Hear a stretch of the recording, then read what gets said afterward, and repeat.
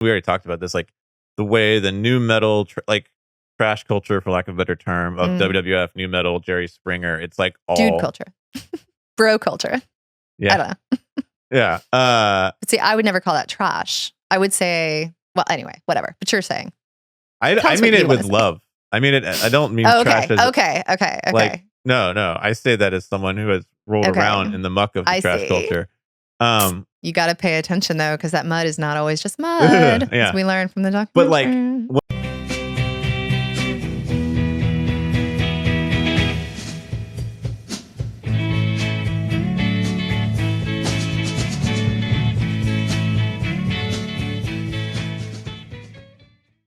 Welcome to Cult Favorite, the podcast that definitely never downloaded Metallica songs on Napster.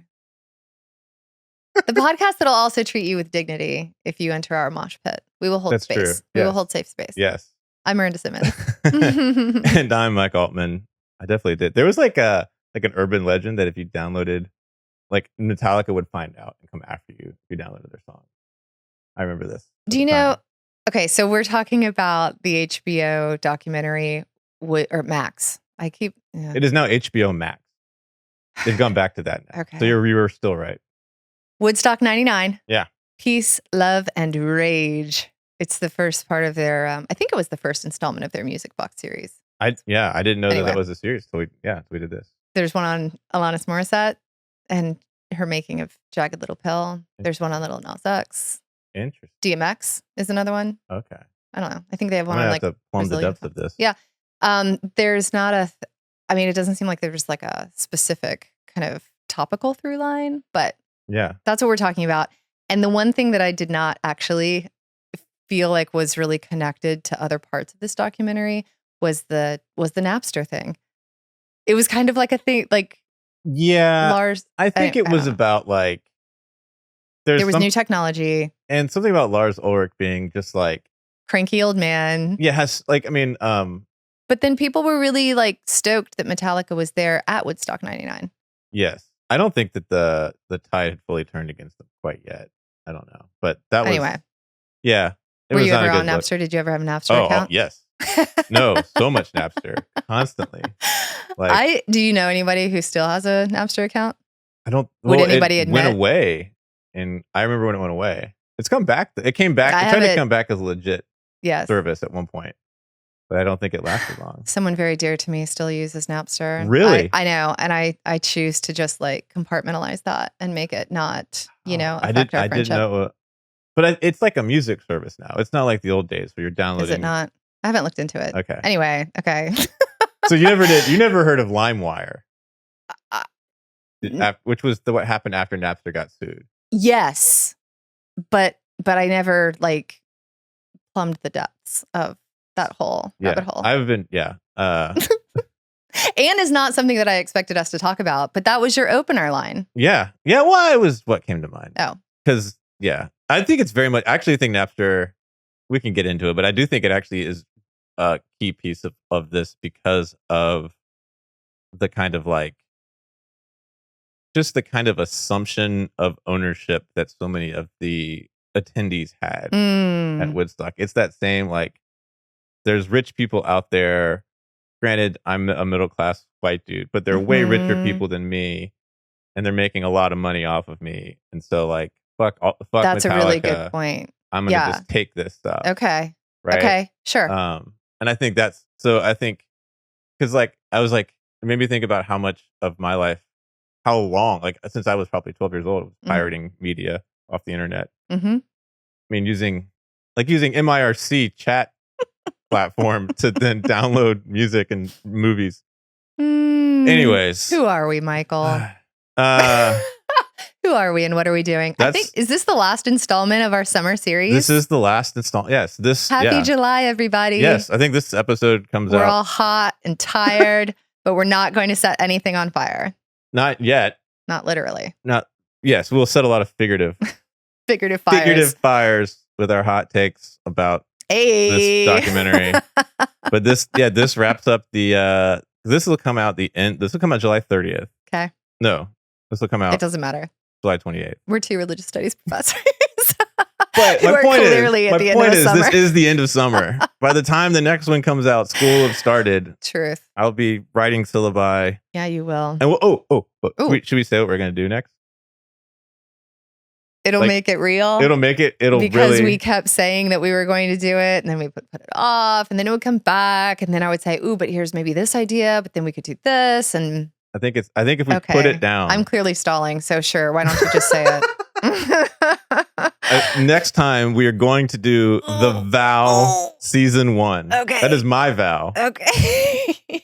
Having not seen any of them and not sure what that actually might mean in the context of the documentary series, but as someone told me, like the thing that started it all, that was what I was talking to someone about this the other day, and they were saying, like, have you done the vow yet? It is very classic, yeah. And the summer, we've been playing around with like different genres inside of the bigger umbrella called cult documentary. So we will go back to the center of a lane, press cruise control for a quick second, and then it's all blanks after that on the spreadsheet. So if you have ideas, please reach out. Find us. We have ideas, but we are always open and welcoming about hearing your own. So, and if you want to reach out to us to support the show, you can find us on all the socials. Cult Favorite Pod. I actually posted like 4 TikTok videos this week. You were busy. Trying to be. You just got back from vacation. Felt like spending a little time on socials. Felt like getting on learning some new things. Open back up your phone. And then also like subscribe to the show, leave us a comment or a rating or review. All those things. Anything else? We have a content warning. I mean, we're talking Woodstock 99, baby. Yeah. So there's going to be some discussion of sexual assault and violence. And I am very excited to have this conversation with you because I feel like we are close in age, but also are kind of different consumer demographics. Yes. In very specific ways that I'm eager. I'm just really feeling excited to share this with you. Yes. And have this experience with you. I feel like we are going to a musical festival together. And I think that perhaps we'll learn that our tastes are as varied as this lineup was. More on that a little bit later. So where were you in 1999? What did you know before? How does all this land for you? This would have been the 99 would have been the summer between 9th and 10th grade. And yeah, I remember watching a lot of this coverage on MTV. I remember Kurt Loder being very serious and doing his Kurt Loder. We need a Kurt Loder documentary. Love him. And so I was very much, watched a lot of MTV, and a lot of the bands on that were featured in the documentary were bands that, they were the ones I didn't buy any of their albums, but they're the ones that I would listen to on the radio. Were you buying albums as a 9th grader? Yeah. Is that okay? Yes, I was buying, but see, I was buying my first CD I ever bought with my own money at the Best Buy in Durham, North Carolina. Ooh. Was Give us some MXPX, Life in General. Oh my God. That's like the least surprising thing I could have said. I feel like it is not. It's endearing. But no, I was buying when I wasn't stealing stuff off Napster, I was buying mostly like emo stuff. Okay. Get Up Kids, a little bit of ska. But then on the radio you would hear. Speaking of Woodstock, interestingly, now that you're saying that, the first CD that I ever bought with like my own hard-earned money was a Jimi Hendrix CD. That's interesting. See, that's good. Well, okay, so you felt like you were in the did you feel like you were part of the demographic? Like you were not able to just say, see your parents, I'm going up to Rome, New York. But did you feel like, ooh, these are your bands? These were bands that I was very much aware of. 9th grade, there's a kid in front of me who was really into metal, and so we would talk in my chemistry class. The girl I had a crush on was behind me. He was in front of me, and we would talk about metal. And so that's when I think I went to see. I think that summer I saw Godsmack. That's such a perfect like high school sandwich: the girl you have a crush on and the metal dude. Yeah, I love it. Yeah, and that we would work on our chemistry labs together. Perfect. And yeah. Okay. Anyways. Well, in the summer of 1999, I was 18. Yeah. So I had just. You could have gone. I had just graduated from high school, and I guess I could have gone, but this is where like you share lore, I share like demographic awareness or something. Like this was just not new metal. Yeah. Was not new metal was never made for me. No. No. So I was just like, in the documentary we hear this kind of music distinction and this cultural distinction, really this trajectory from when Nirvana kind of just explodes onto the scene and changes everything. Then Kurt Cobain dies, and in the wake of like how quickly grunge becomes commercialized and marketed, it makes the way for something else, and what came in the way. I was still mourning what was lost, I guess. See, I think that was what I was. And I think that little that was bit for of me. that few years difference is like, yes, I was encountering Pearl Jam and Nirvana at the same time I was encountering Creed and Limp Bizkit and a bunch of the new metal bands that aren't in the documentary. We'll get to that later. So I think like that to me is a little bit of, but also recognizing like, oh, clearly like Scott Stapp is like the Sam's Club version of Pearl Jam. Like that's like, you know what I'm saying? Like I can see I can see the way you're caught. Like it's like the old joke, like I liked Coldplay the first time around when they were called U2. Okay. But I did so this was not a festival that was geared toward me. Yeah. However, I felt like all of the new metal bands that were very much part of Woodstock 99 were it was the music that I could not escape. It was the music that was everywhere and that was all around. And so I still felt very immersed in it, even though I did not actually choose it. It was like I was swimming in a pool that someone else had peed in, and I couldn't get away. You just can't get away from Fred Durst. Yeah, and I mean, there was definitely like, well, yeah. Anyway, that's where I was in. That's where I was in the summer of '99. All right.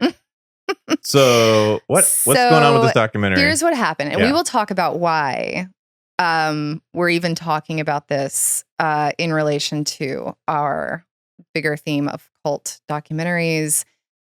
But this covers the, would-be best party of the 90s and the prelude to the new millennium, which is important. That turned into a fiery riot and 3 deaths and widespread sexual harassment and assault. It was planned by the original, like, organizers of Woodstock. Like, Michael Lang was someone who was there in '69, and they projected. So they were these boomers, former hippie boomers, who projected their own nostalgia and money-making ambitions onto a new generation. Imagine that. The documentary moves mostly linearly through the 3-day festival. It was Friday through Sunday. But it speaks to, larger context along the way. So here is the prelude. Here is that general context. I don't know that a lot of people know that there was also or I don't know, maybe it's part of the cultural lore that like Woodstock 94 was a thing, because it was 69. That's the one that we hear the most about. But there was also a Woodstock 94 that, did okay. They in the retelling, which is going to become important. But there were really big problems with each one. It's just that we have these myths that get created in the aftermath. Have you ever seen the original, like the documentary of the original, like that came out in 1970? No, I have not. I mean, it's a. I can imagine what it is. But. Was it nominated for? Did it win? Like an Oscar for best documentary? I think you'll have to like Google double check me on that. But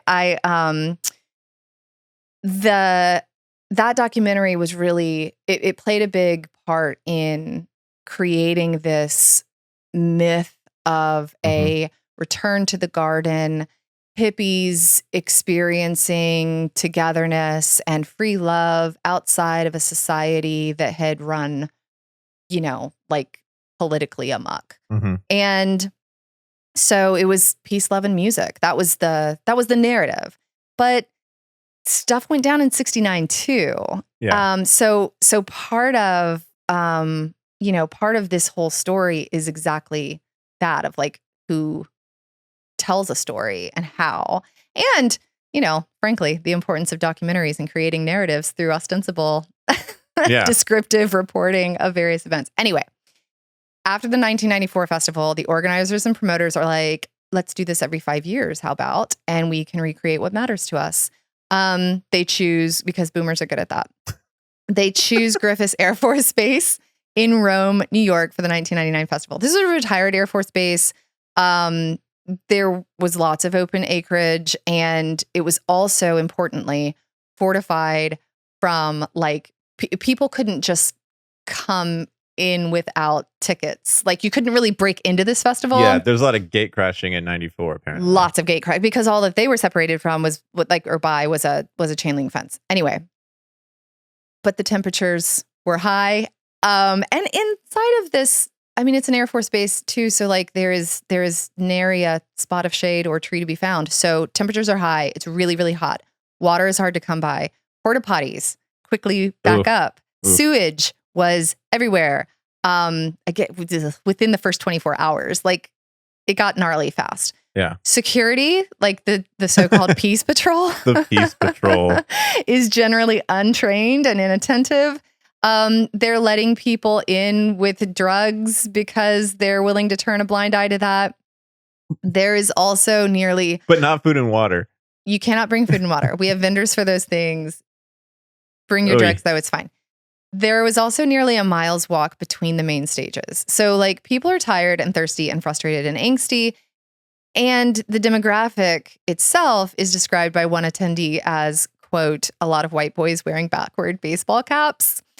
Frat crowd is like a phrase or a term that comes up a lot for people in the documentary. And so it is reflecting the tastes of and catering very specifically to a young white male crowd. We hear about late 90s music scene reflecting and catering to that crowd. While the economy was generally good, society was pretty top down and the power was kind of increasingly centralized. And so, Jewel is one of the people who gets interviewed for this documentary. She's one of 3 female acts that is invited to play at Woodstock. One on each day. Jewel. Did you have her CD? No, anyway, I like Jewel. Big fan of Jewel. No. Jewel said it's just a Jewel and like Limp Bizkit. What are you doing? Right. That's where I'm like, yeah. What are you doing, organizers? Yeah. So Jewel says at one point, like her description of this demographic, but also this generational moment is that, that we didn't really have anything to like, we didn't have much in the way of purpose or like something to feel united behind. So, at the same time, like Columbine, that school massacre, that shooting had happened 3 months prior. And we're hearing in the news in that moment more and more about this disaffected, angry generation of young men who do feel aimless and unseen. Tariq Trotter from The Roots talks in the documentary about also like the anxiety at the eve of this new millennium. Yeah. People were stressed out about Y2K. I told you this before we recorded. Like I watched this, most of this with my 15-year-old son, and trying to explain. So he was he's now about the same age that you were then. He is exactly the same age I was then.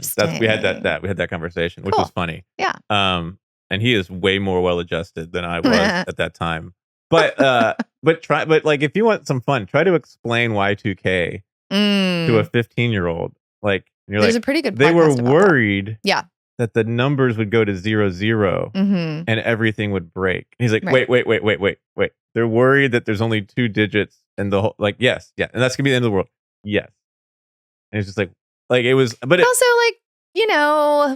we'd all just put stuff into the end. Like it was all new. Like we all put our stuff into this thing. It felt big. And then the people were like, that thing could break at any moment. And we're like, why do we put all our stuff in it? It's big. It's unfamiliar. Yeah. transitions are tricky in the best of times. And so there's a lot of angst, there's anxiety. Enter new metal bands like Limp Bizkit, Korn, Insane Clown Posse, like Papa Roach, POD. These were the ones that like came most quickly to mind for me. Mosh pits became a phenomenon at shows. New metal is like it's heavy metal meets hip hop. Yeah. Ish. Yeah. Ish. Because like I think like Limp Bizkit is how it's typically described anyway. Definitive new metal band. Mhm. Although Linkin Park is also given a lot of credit for that. Linkin Park, yep. But then some of these that they Korn was like one of the first. Yeah, you know. but is Korn? I don't know. I mean, yes, Korn didn't have a lot of hip hop to it though. It's. I mean, whatever. Follow the rabbit hole, but I don't know. But yeah, there's. I'm trying to protect my little like the ones I liked. I'm like, sure, we can all shit on Limp Bizkit, but like leave Korn and System of a Down alone. It's okay. It's okay. It's because I think there's a political difference amongst these bands. Maybe. That's important. We're going to talk. This is part of what we're going to get into because I do think it's important simultaneously, like, or just in the project of not generalizing and universalizing an entire genre or group of people or generation. I think too that then maybe that allows us to see connections between things that we might otherwise want to kind of like compartmentalize for the sake of protecting. I think that's You know what I mean? Yeah. Anyway, so whoever does or does not fit into this category, it's pretty masculinist. Yes. No, that's true. It's really snarky. It's generally misogynistic. One of the things that came up in the documentary that I thought was a really important kind of, just contextual point is that this was also the year of Fight Club. Yes. And Fight Club, I think, really is this perfect distillation of that character amplified into a symbol. Yeah. It was my favorite movie in 9th grade, I would say for sure. Like so 3 women were this is but part of the work of critical thinking is self-reflection and self-awareness. So we're going to get curious about our own behavior and our own norms. 3 women, as I said, were booked out of over 50 acts. It was Alanis Morissette, Jewel, and Sheryl Crow. One on each day. But this raised an interesting question to me. Okay, give me.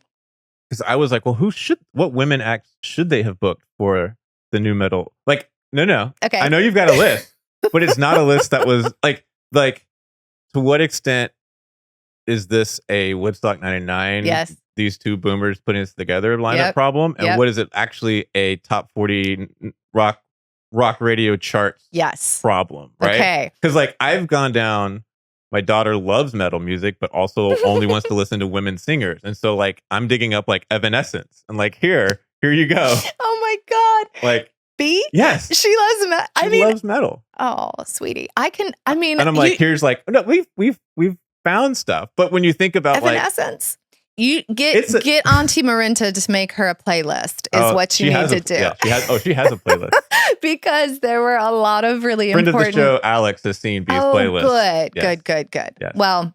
But my point is, if you're thinking what's on the top, like top 40s is important. Yes. Because these promoters, so it's who we hear like mostly from and about are Michael Lang, who is the original organizer, and John Scher. He's the promoter. Both of them have very specific ways that they will tell a story about Woodstock.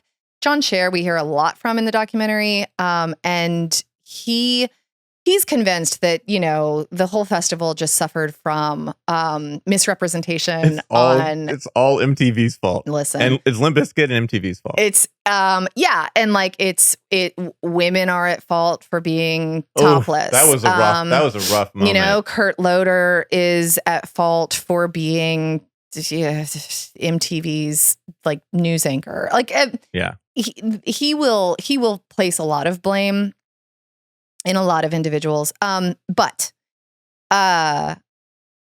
his like motivation and priority in making the bookings was very much to do with who are the most popular acts in this moment. Mm-hmm. And so then, of course, if you're looking at the most popular, like if that's your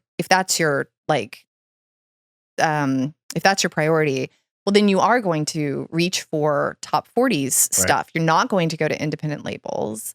You're not going to reach for people who like were making all sorts of like really popular music, but were not, whatever, attached to corporate sponsorship in the same way, yada, yada, yada. Enter MTV, because MTV really was the reflection of what was popular culturally, musically in that moment. But this is a really interesting time for MTV because MTV was simultaneous. And I think that you and I are maybe, this is another kind of like interesting moment where like I wonder if you and I watched MTV differently because Probably. there was a sense of like early on MTV was very counterculture. It was where you would go to like see what was happening kind of on if you wanted to be edgy and if you were looking for things outside of what you would find like whatever on your parents' radio stations, MTV was your place. In 99 though, it is playing new metal stuff. It's playing Limp Bizkit and Offspring or whatever, but it's also playing Backstreet Boys. Yes. And teen pop is also very much like its star is exploding in the sky in like radical fashion. So Dave Holmes is a VJ. Love Dave Holmes. Dave Holmes has had a glow up. He rules. He looks amazing. I don't know. I always remembered him as like the kind of squirrely guy on MTV next, and and then he comes on the screen. I'm like, Dave Holmes. He said, those eyes. He said, I've never been so grateful to not be Carson Daly as I was in 1999 when we went to Woodstock, because Carson Daly was really the face of MTV. But Dave Holmes was another VJ, and I liked the way that he put it. A lot of people were mad at MTV because it felt like they had taken their MTV away and given it to their little sister. So the MTV shows up to cover Woodstock, and people are pissed. Anyway, they're throwing things at that's a rabbit hole that you can go down if you want to like look into MTV's but it's another example of treatment everyone getting mad at the people in charge, even though they depend on those same people in charge. Like most of those people who are mad at MTV are still watching MTV. All the bands that they came to see are on MTV. Yeah. And so it's this like performative, like fuck you, but also I do kind of still like that sort of frames all of this. Like we hate Metallica, but I mean we still buy albums. Like I'm saying, like the same thing. The documentary goes through each day. We hear excerpts from David DeRocha's journal. He's a person he's an attendee who will end up dying in his own efforts to see Metallica and get to the front row. And he experiences hyperthermia, like his body is dangerously overheated, so we hear from his one of his friends that he attended the festival with, but we also get excerpts from his journal, which I think are pretty powerful, like to get those little snippets because it shows his excitement and his band reviews. But we're also, in the descriptions of each day, hearing from different acts. So like Moby is there. Jewel, as I said, Jonathan Davis from Korn, right? Noodles and Dexter Holland, from Offspring, Tariq Trotter. Anyway, they're talking about just the energy is off. Yeah. From day one, if you're a performer, as they arrive, they're just experiencing something is off. And it deserves being said, the stage is really separated from the crowd. Yeah. And so there's not this, like you can't connect with the audience in the same way that you would in regular shows. we start hearing about how the crowd becomes its own hostile entity, like from jump. New York Times critic Wesley Morris is interviewed for this documentary, which I really appreciated. He always has smart things to say. But his take on DMX, like the DMX set, I thought was just such a good point. Because like, here is this audience of mostly white people just gleefully using the N-word in order to kind of participate in this show. And so what becomes a real like primary point in the documentary is exactly that, like what a crowd context makes possible and permissible, and how, I mean, ultimately, if we're trying to get curious about this instead of just judgmental, like how intoxicating that must be to suddenly be outside of normal societal rules. You're in this festival setting, and now just all things are possible. But then that also creates a space where very few people, like only a specific demographic is safe. Oh yeah. So all things are possible, but not all people are safe. Yeah. So the organizers are also selling this by way of pay-per-view. The cameramen are selling their own narrative. Like the focus really becomes all of these topless women. Exploitation is described in the film as a like literal business model. Yeah. And so we go through each day, culminates on Sunday night with fire and looting, and the police very politely breaking things up, you know, because it is a crowd of a very specific kind of demographic. So the aftermath, we have 3 deaths, 8 sexual assaults that are reported, 4 of which were alleged rapes. But of course, like estimates are that was much higher. Yeah.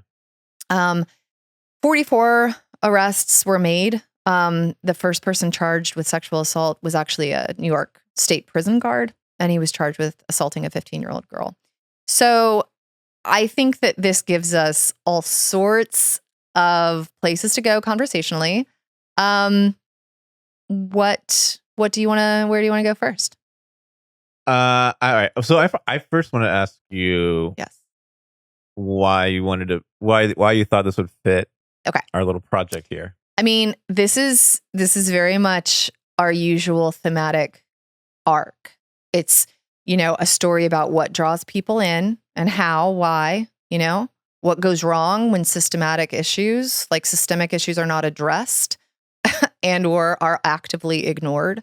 One of the things, like Michael Lang, when they interviewed him in '69, they were like, what's the hardest thing about this whole enterprise? And he's like, probably dealing with the city. like it's the system surrounding something is like, it's not just ignored. It's like an active antagonist, right, as they see it. Anyway. So what draws people in, what happens when systemic issues are not addressed, and then what kinds of narratives and stories we create in the aftermath to make sense of it, and who we tend to blame.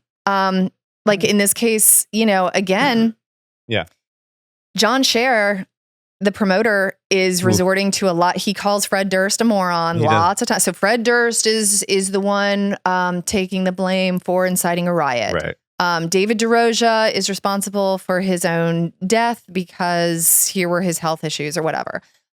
Women are responsible for their own sexual assault because they are topless. Right. That generation just has a bad attitude in ways that my generation in '69, or like it is so. Anyway, so there is that familiar arc, narratively, and then the ways that it tends to get projected, where we look to make sense by placing individual blame, seems familiar in a lot of the kinds of stories that we're that we've been talking about. So that's why I wanted to talk about this. Okay. That makes sense. I mean, I think along that line, like I think one of the things the documentary does really well is use this event to get at a lot of what's happening Mhm. and then try to draw um through lines to today. Mhm. So I think it's also I think interesting. So there's that piece of it, which I think we've talked about already some, and but there's also the way that like we're also in this odd like there's a lot of interest in the 90s right Mhm. now. I Mhm. mean, like 90s fashion has come back in a weird I mean, way. isn't that because like we're the people who are middle-aged now? Like the people who came of age in the 90s are middle-aged now, and we're the generation like But that doesn't explain why making like stuff. 20-year-olds are wearing chains like we did in 1997 again, and why like Right. the jean The cuts are trends and back. stuff. Like, Sure. yeah, right. And there's just seems to be a lot. I mean, we've covered like in some ways when you think about like the Jerry Springer documentary, the Mr. Yeah. McMahon documentary, which covers a long period, but Mhm. the bulk of it is either on the end or but the bulk of it really is on like the 90s. I mean, the Attitude Era. Mhm. And then this one, Mhm. there's just I just I think and looking at those three, I Mhm. mean, like Limp Bizkit did the theme song for The Undertaker in WWF. There's a whole series. Like there was all of these bands were all over WWF in the 90s. Mhm. And then like the Jerry Springer of it all, the pay-per-view aspect, the the show your tits aspect, all of it. The very, I was going to say, the very specifically masculinist ethos Yeah. that governs all of those Like spaces that you just identified. all three of these things Yes. are like they're all like literally and both literally and thematically, Yeah. connected Yeah.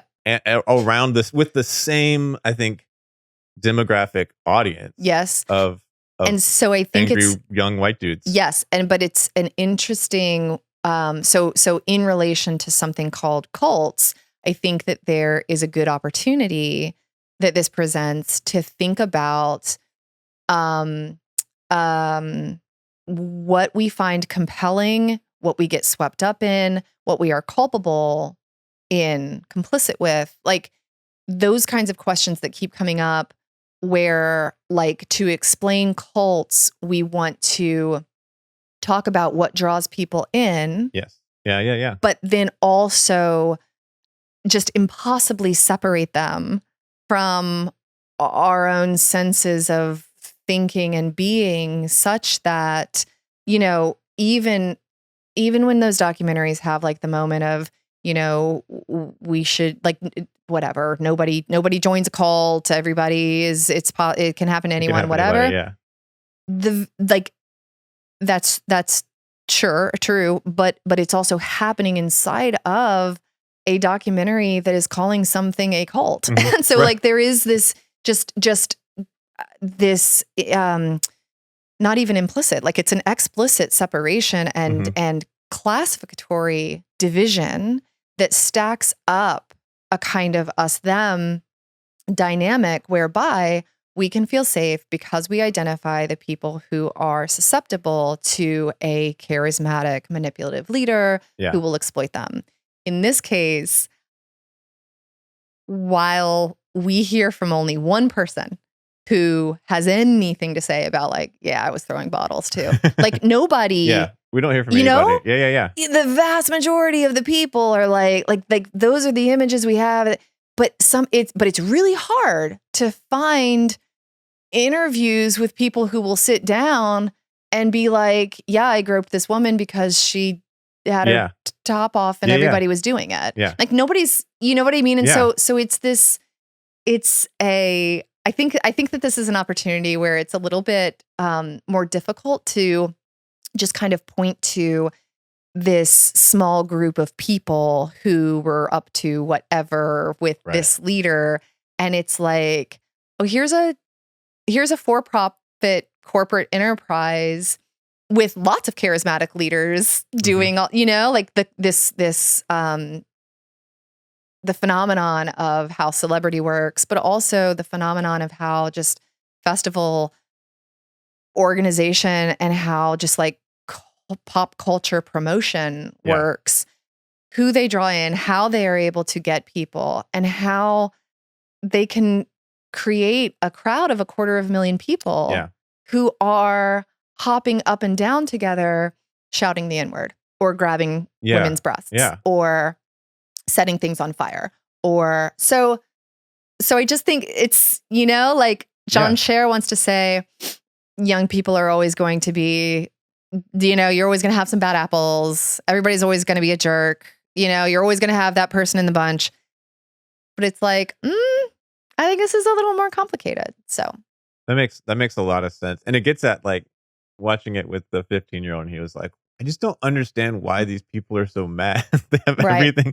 And I realized that like that they were mad because that was the way that the most money could be made off of them. So like we talked, like there's a line in there about, people thought like MTV had been taken from them and given a little sister, right? And I immediately thought of there's that. So you have like the kind of Limp Bizkit versus Backstreet Boys, or Limp Bizkit versus Britney Spears. Sure. Right after that, like in this exact same moment, here comes Eminem, and there's the music video.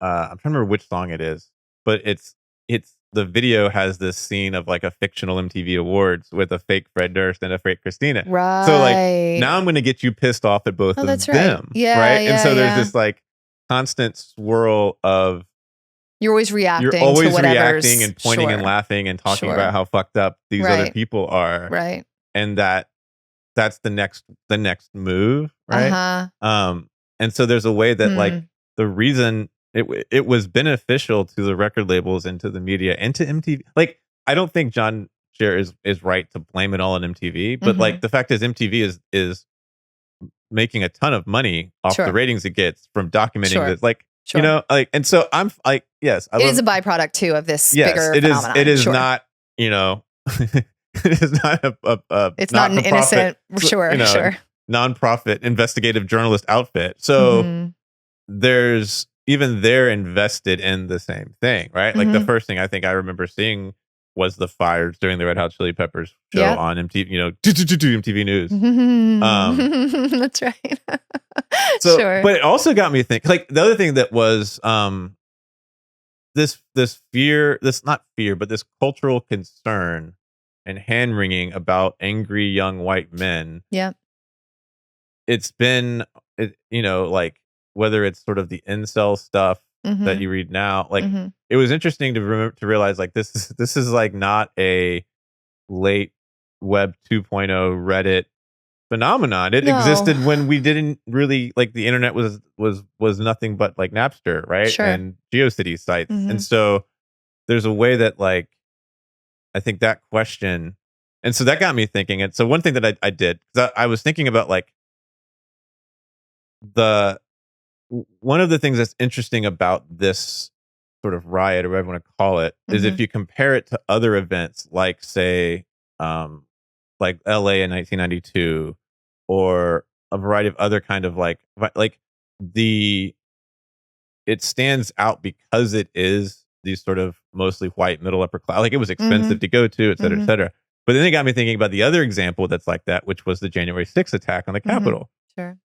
And I don't know if there's ever a way for anyone to figure this out, but I would like to know how many people at January 6th were also at Woodstock 99. Because there's a report I looked up from Seton Hall, and I'll put the link in the show description, but only 23, it looks at all the people who were charged in the January 6th attack.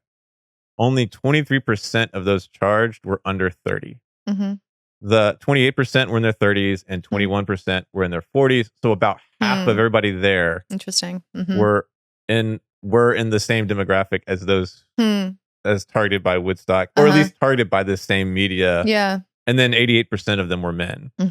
So, like, there is a story to be told about the way the boys and young men who sort of stewed in this media moment are very much the same men who are now, who were stewing in this, and what led to that insurrection, which is, I think, I don't know, I think that's kind of that to me was kind of interesting to think about as a historical moment. Right. Well, and how, because, you know, we're always telling stories in order to attempt to make meaning and explain things. And so how it is that we attempt explaining, what kinds of explanations do we reach for when we are talking about this demographic, and how do we respond to them when they behave badly? So like the fact that the, you know, it's a few bad apples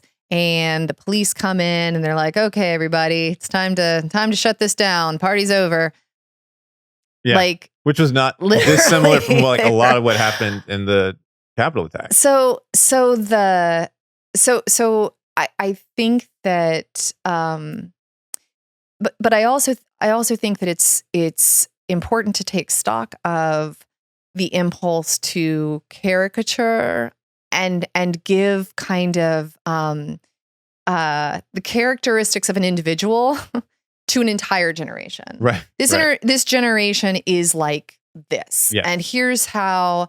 Here's what they care about, and here's what they like. That generational logic is something that is decidedly not new. It is something that happens as soon as every generation ages into middle life, and we are not inside the jokes anymore. We don't get it. We don't share the same vocabulary. We don't get the references, and they aren't getting our references, and we are trying to make that make sense and keep validating ourselves and our own desire for eternal youth. And there is always this attempt then, you know, at like caricaturing a generation. Yeah.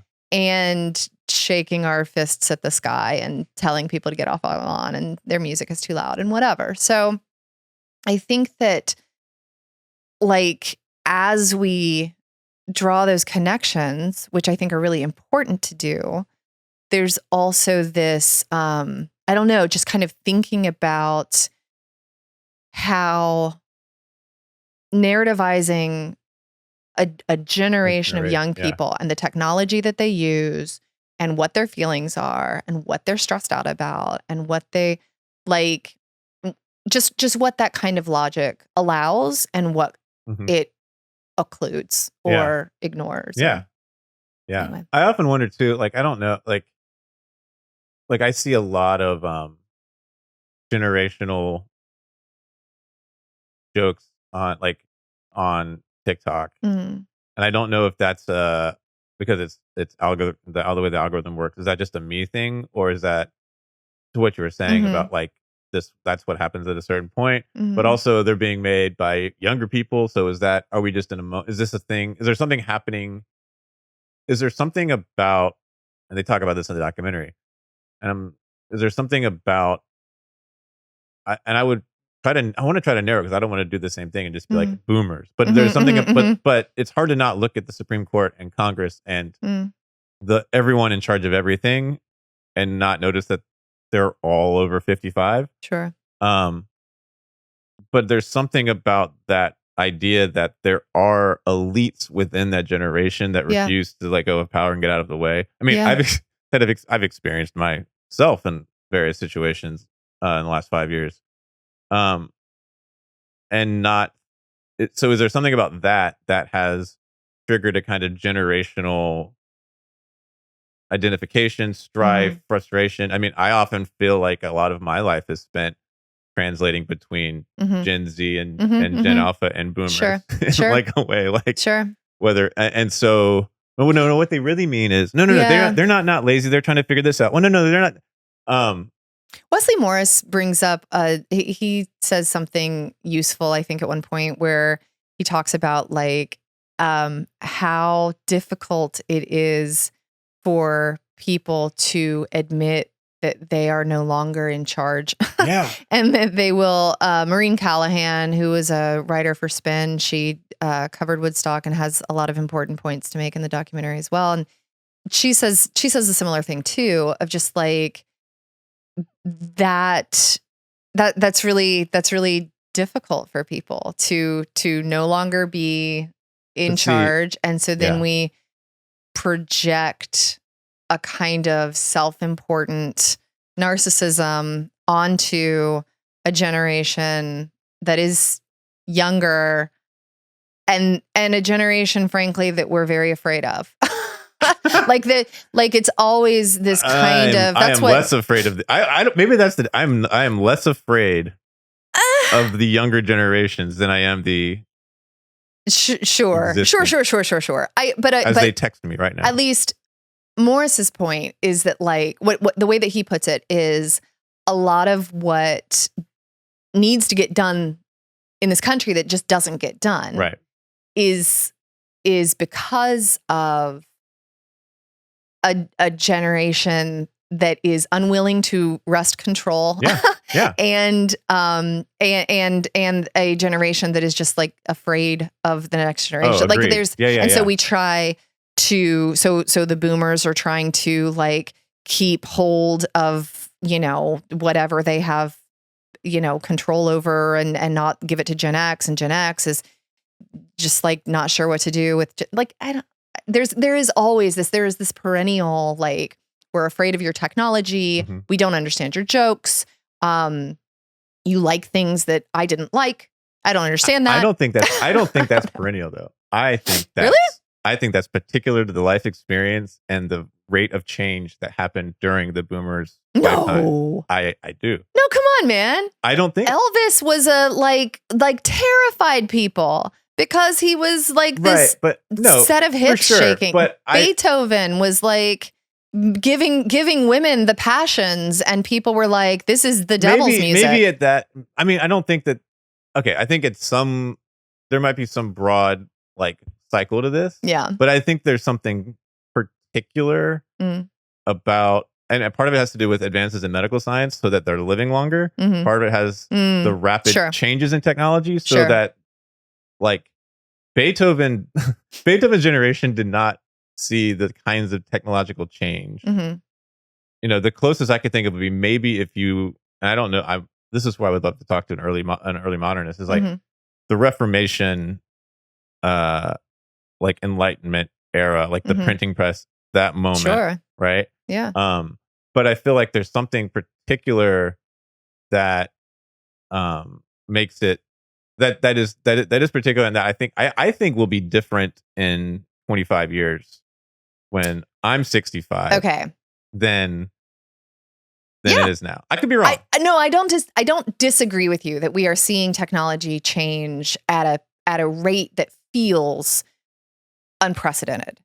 There's a good and I think that this documentary is actually really indebted to, I don't know, I wasn't able to see if Garrett Price, who was the director, like,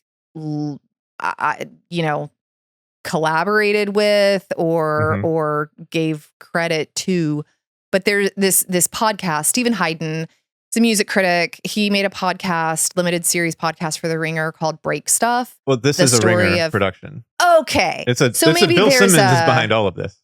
Great. Because Break Stuff, I think it's like 8 episodes or so. Yeah. Tells the story of Woodstock 99, the story of Woodstock 99 is, it goes a little more in depth. It's able to spend some more time on some of the context and personal stories, but a lot of the same people are interviewed. A lot of them tell the same stories. A lot, like it very much, like, it follows very closely the same beats in telling the story. But one of the things that Maureen Callahan says in the podcast, she's the spin journalist, is that Woodstock 99 couldn't happen now because people have phones. Like in 99, you didn't have cell phones. There wasn't that kind of preemptive possible, like the prospective shame of having your behavior recorded at any moment in time is something that keeps people, it's sort of an invisible check on your behavior. And And so she doesn't think that it could happen now. That said, and I don't disagree. Well, and you couldn't, because the music industry doesn't work the same way anymore. Right. Try to find there's no top 40 anymore. I mean, there is, but not really. So that's all to say. That's a long-winded way of saying I take your point and I don't disagree.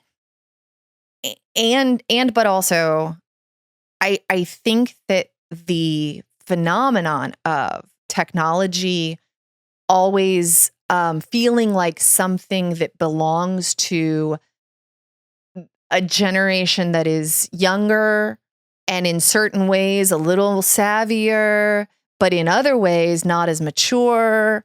But I think that we have always been afraid of technology, and this is my moment for like academia. Are you ready? This is my one. It's my one little like detour into like a specific academic citation. Dominic Petman is a scholar that I like a lot, and he has 20 theses on posthumanism, political affect, and proliferation. It's online. Look it up. But you sent this to me before. I have sent it to you. I've read it a couple times. Well, so one of the things, one of the lines that he uses to, like kind of kick off his points is the human is the animal that relies on technology in order to realize its humanity. And I think that point has always been the case. The rate of the proliferation, the degree to which it freaks us out or not, the way that we respond to it as a result, like that, I think, sure, like there are contextual specificities that dictate play with that. Yeah.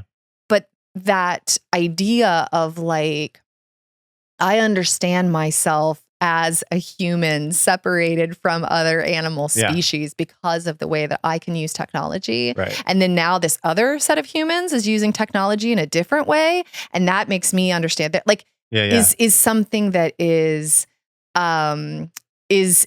perhaps uniquely human. And also though, I think that is perennial. That has been happening ever since we like invented fire. Like that's technology. That's innovation. That makes sense to me. Yeah, that makes total sense. Because it's through that new fangled use of the given technology that and something new is always unfamiliar, and something unfamiliar is always, a little scary. Yeah. I do wonder though, I don't know. Y2K. I often think about like, if I'm like 70 years old, am I going to still be playing Xbox? Like, or look, whatever that equivalent is. Like, you know what I'm saying? Like, sure. the average Xbox. Well, will it still even exist? Like the average gamer right now is like 30 to 35 years old, right? Sure. So when I was a kid, my parents didn't play video games at all. I have purged so many CDs, but I still have a big old stack of CDs that I can't quite, because my car still has a CD player. So like, you know what I mean? Like, will I? So, but I guess my point is like, if we're now kind of locked into certain technologies in a way that previous generations, like the boomers, weren't, does that like there is a thing where you're going to follow the next thing, right? Like if you're a video game player, you're going to get the newest system. You're going to stay up on the newest technology. Like, so to what extent that's a difference? And when the newest, latest, greatest renders the pre-existing obsolete. Yeah. Because that takes a little time. Sometimes it takes almost no time at all. And other times it takes a few like decades. So it just, that is something that is always, it's like, we're always swimming in like, it's like you're swimming in an ocean that has just like 15 different currents and you're never quite sure which one is going to take you in which, like, and there are people who, study trends and do, but it's hard to predict if you're just like someone who's hanging out, and if you're a person hanging out at a music festival, your position as a human in relation to access to technology or not, or how, like, I don't know, it just becomes a really like complicated ball of wax. Yeah, I'm always looking for grand theories. That's my problem. Like, what's the grand? I think that grand theories are very seductive, and I think that grand theories, and I do not say that with any snark. I have a lot of empathy for the impulse to look for grand theories. I just think that they are inevitably steeped in a lot of very specifically contextual projections. Sure. Yeah, and makes sense. that actually undercut the very grand theories that we're trying to produce. Yeah. So the grand theory that I create about Gen Z is very much going to project my own generational sensibilities, my expectations, my needs, my desires, my anxieties, and all of those things necessarily like I would have been a much better New York Times undercut. columnist than academic. Like I could fire off a David Brooks column in no time. It helps. It helps. It helps. I was in a taxi cab and this thing happened, and now I will explain all of global economics. Because we want to make sense of stuff that feels unwieldy. Yeah. That's why we define things. It's why we classify things. It's why we use generational logic. It's arguably why we, have trends and why we, like consume in certain ways. So it makes loads of sense. And I think that everybody is doing it to some degree all the time. Yeah. I think we just have to be mindful of and careful about the ways in which we participate in those impulses to create grand theories, who we're making them about, and who gets, excluded in the telling. Yeah. I think that's accurate. I think that's very true. It won't get you published in the Atlantic, but it's true. I want to play a game. I have a game. Yeah. Okay. Unless you have something else we need to talk about. No. All right. I have a game. I have 10 bands. Ooh. That they did not appear in the documentary. Okay. 5 of them were at Woodstock 99. Okay. And 5 of them were not. Okay. So I'm going to give you a band and you tell me if you think they were there or not. Okay. You did tell me not to look up the lineup. I did. Before, this is why I told you this. So I want to tell the people that I have not. Okay. Ready? You said you had a game and I was like, I was 18 in 1999. But now I'm feeling a little nervous. Okay. Okay. Everclear. Not present. They were there. Okay. Sugar Ray. Yes. They were not there. They were invited, but Mark McGrath got sick. Damn it. That's a cheat. That's cheating. Because Marilyn Manson was also invited. That's true. He didn't get there either. Yeah. Okay. Deftones.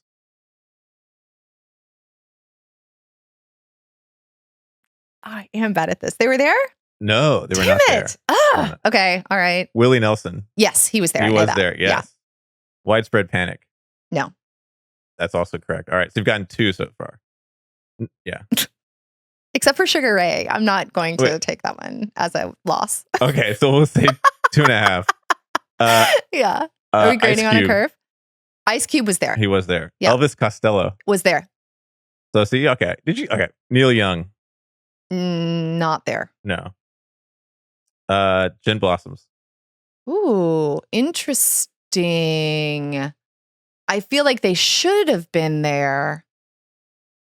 I'm going to say no.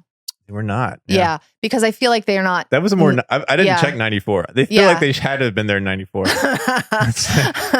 94 was definitely a bit softer. Yeah. Gin Blossoms, had a lot to say about their feelings. I was waffling between Gin Blossoms. Limp Bizkit had a lot to say about their feelings. They just, were expressing them a little differently. Anyway. Did I do Widespread Panic? Yes. Okay. Wait, did you? I don't know. I was waffling between so many of them, honest to God, blur inside of my head in such a last one, profound way. Lit. No. They were there. They were the only pop punk band there. Also, who was there that I did not put in here, but I was surprised was String Cheese Incident was also there, and Mo. I was like, what? It was weird. Well, and they were also trying to have this EDM rave hangar stage. So 2 other things. One, a bunch of the actual nu metal bands weren't there because the Family Values tour, or I'm sorry, Ozfest was happening at the same time, and so Deftones and System of a Down and Power Man, all of those bands were at Ozfest, and then except for Godsmack played Ozfest and then flew overnight to come play Woodstock. Anyways, that's what I learned from the Wikipedia page. But it was all over the place. That was a fun game. Yeah, and I was thinking too, the larger festival thing of the late 90s, Mm-hmm. because we were saying like there are only 3 women. Like Lilith Fair was 97 to 99, Mm-hmm. 3 summers in a row. Mm-hmm. Warped Tour started earlier, like 94, 95, but was going on because actually think I went to Warped Tour this summer. Mm-hmm. And then you had the Family Values tour that Korn Right. organized with a bunch of these similar bands. Like, so there was something. It's interesting how much this failed, considering like all of those were successful. I mean, Warped Tour ran for years, and like when I think about like maybe they had working toilets. No, they did. You know what I mean? Like I think that so much of it is just. I went to Warped Tour around this time one summer, twice, and like once in Charlotte and once in Atlanta. Both times, just like blistering hot.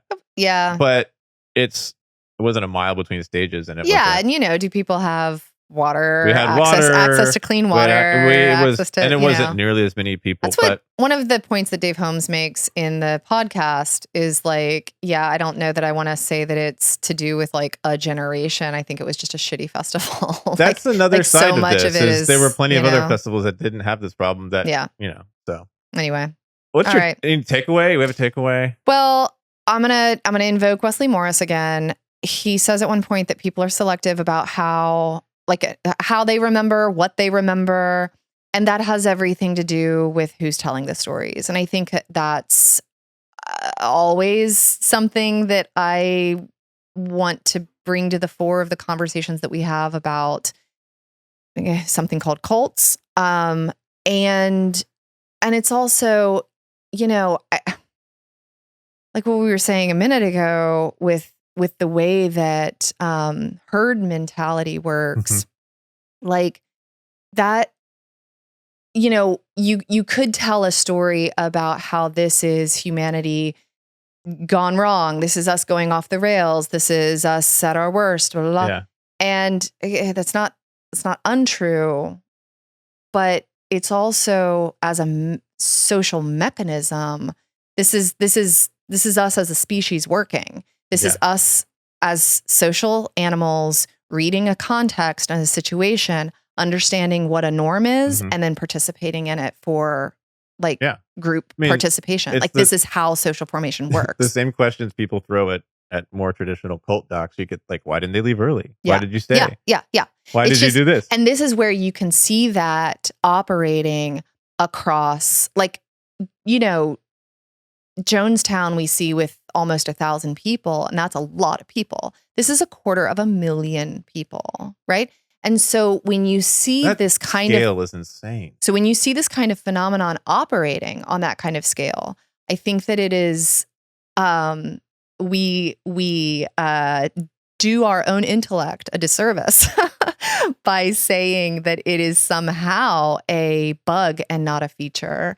And I think that we have to look at the ways in which this is a feature and not a bug. And, that this is another, kind of takeaway from the podcast version of this is that this also operates positively, like when people kind of band together in a disaster or an emergency situation in ways that they might not otherwise run to help people or whatever. But I think we have to understand ourselves as, like social animals who are looking to each other for cues about our own behavior. And that is, so in that sense, Woodstock is just us working. Yeah. And that's gross and scary, but that's also why we should, it's all the more reason why we should pay attention to it as a social phenomenon. Yeah. What's your takeaway? Do you have one? Well, I know when you said that about the numbers, I was just like, $28 million. Yeah, $28 million gate. $28 million gate. That's insane. In 2000 or 1999 money. Yeah.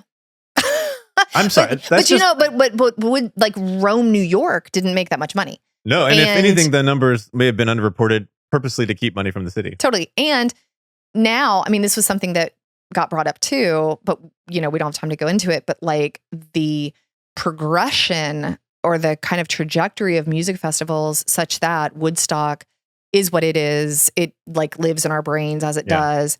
But now we've got things like Coachella, which is just this like ultra luxe, super elite. Well, that's the trajectory. Like, they all evolve this way, right? the Like somebody power- starts off, yeah, like Coachella started off as like fun indie stuff, and then got Sure. more and more expensive.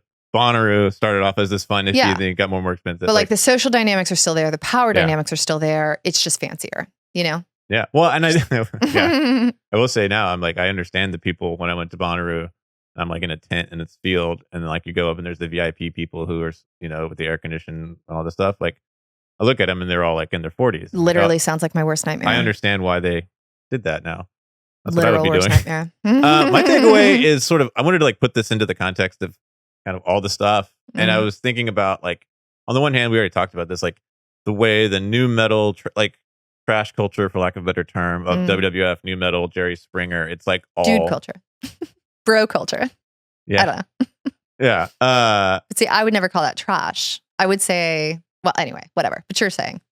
I Tell us mean what it you with wanna say. love. I mean it. I don't mean Okay, trash as okay. like, no. I say that as someone who has rolled Okay. around in the muck of the I trash see. culture. You got to pay attention though, because that mud is not always just mud. Yeah. As we learned from the documentary. But like one of the things I was thinking about is how it's easy to read like Jesus Camp or the early days of Hillsong or the rise of the religious right in the same era in this late 90s period or a kind of transition moment of as a like reaction to that trash culture. right? But Yes. I don't know who it was. Yes. Um Can you edit that part out? Yes, I will. That is doable. Can we? But yes. Okay. Go. But it's easy to see that trash culture as like, or the reaction to that, right? Like what Yeah. we saw in Shiny Happy People. There's all this like the world, the culture stuff, Yeah, right? yeah. But there's this. What I realized is like the same patriarchy, misogyny, masculinity, all of that shapes like purity culture. Yeah. It's the same thing. Like it's the same. It's two sides of the same coin. Right. It's interesting to think about not seeing them as oppositions or as like, oh, this is the right's reaction to this, whatever, but as all part of the same ideology, just being kind of pushed out in different directions. Yep. Right. Like it's the same assumptions about sort of male like the sort of innate predatory nature of men. Sure. And all of that is all sort of baked in, which is what helped me. Like that's what helped me think about the January 6th comparison, not just because I'm constantly thinking about that, but sure.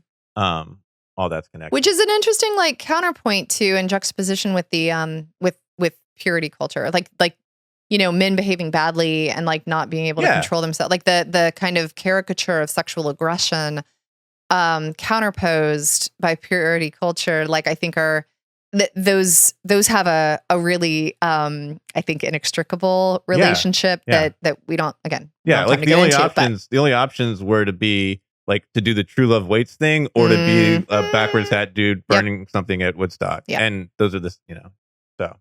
Well, I want to give as my cult favorite. It's kind of it's a throwback cult favorite because we're, just hanging out in the 90s. I'm going to give a shout out to other things that were happening musically in 1999.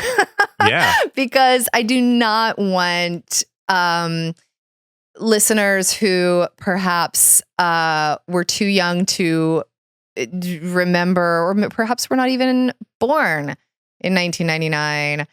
This was not the only musical scene. And so, coming off, how I love Riot Girl bands and the kinds of things that were coming out of that specific musical scene. Sleater-Kinney's Hot Rock album was put out in February of 1999 and it rules. So I just want to give a plug perhaps to, if it's been a minute since you've listened or if you've never heard of it, go put your ears on Hot Rock. Also Le Tigre's first like self-titled album came out in 1999 and Le Tigre, of course, being the one of the bands that Bikini Kill's Kathleen Hanna, the amazing, the myth, the legend, the wonder that she is, made. And so Le Tigre put out their self-titled LP that album too that year It's a great as well. year. So 99 was a great year for music. I mean, in general, but I think it's good to have this to balance this out. 100%. It's important that we take stock of a fuller landscape. I don't know if I like. Yeah. It's anyway. What's your cult favorite? My cult favorite is so there was a big wrestling show. We're recording this in mid-July. There was a big wrestling show, and it had a match between my favorite current wrestler, Hangman Adam Page, and the evil John Moxley. It was at AEW's All In, this big stadium show in Texas. Mm-hmm. But there was an amazing essay written by Colette Arand, my favorite wrestling writer. I've mentioned her before. She has a great book of poetry about wrestling and other things. But there's an essay that I'll link to about the show and how that match was both the culmination of like a year-long storyline, which you don't get as much anymore, and the culmination of like a whole genre and thread of professional wrestling in America that goes all the way back to the 90s. And it was just a great example, and the essay does a great job of talking about sort of the way wrestling works as storytelling and long form storytelling. And it's sort of one of those, if you're like, why do you like wrestling so much? It seems so dumb. The essay is the best answer I have. Okay. And so it's really interesting, and it was it's funny. So I read the essay, and then last night or 2 nights ago, on the TV show, Hangman Adam Page, who won the match, had this whole thing about what it means to be a man and offering this like form of masculinity that is so different from what you usually get. He talked about crying, and he talked about bleeding, and it was this he talked about, and he's also been he's always refers to it as the men's world championship because they have a women's world championship, but usually only the women's one.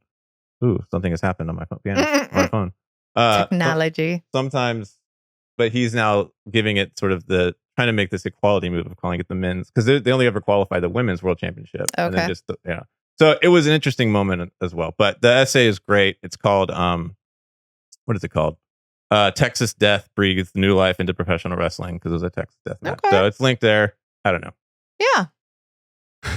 There are lots the of world things is trying to come into this podcast episode as much as we try to keep it away with our walls of peace. I mean, if you have not read the spin piece, Don't Drink the Brown Water, that was co-written by Maureen Callahan, about like, you should. Yeah. Like if you want to have a much more detailed breakdown of what exactly went down in Woodstock 99. There are lots of things we should link, including that wrestling piece. I want to read that. Thanks for listening, everybody. Subscribe, follow us on Apple or Spotify or YouTube even, and follow us on all the socials. Whatever you do with those technologies of yours on those devices. Yes. And special thanks to the Department of Religious Studies at the University of Alabama, and The Vow in 2 weeks. I promise. You've said it, and so now it has to happen. It doesn't have to happen. No one cares. We'll see what happens. We'll see y'all in 2 weeks.